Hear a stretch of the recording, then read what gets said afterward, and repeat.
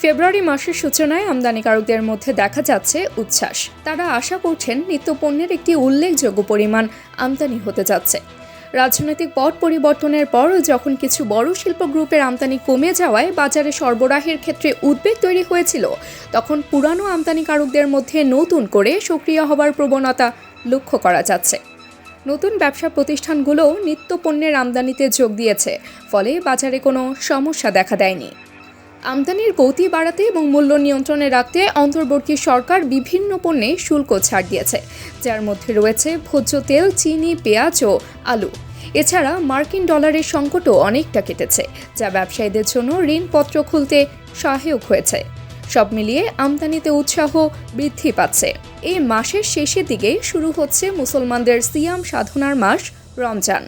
এই সময় খাদ্যাভ্যাসে কিছু পরিবর্তন ঘটে এবং ভোজ্য তেল, খেজুর, চিনি, পেঁয়াজ, আলু ও ছোলার মতো পণ্যের চাহিদা বাড়ে। ব্যবসায়ীরা ভোক্তাদের বাড়তি চাহিদার যোগান দিতে প্রস্তুতি নিয়ে রেখেছেন। তাদের এই তৎপরতা নতুন করে রমজানের প্রস্তুতি হিসেবে ইতিমধ্যেই শুরু হয়ে গেছে। ফেব্রুয়ারির এই আমদানির জোয়ার আশা করা হচ্ছে বাজারে স্থিতিশীলতা এবং ভোক্তাদের সেবায় ব্যাপক ভূমিকা রাখবে।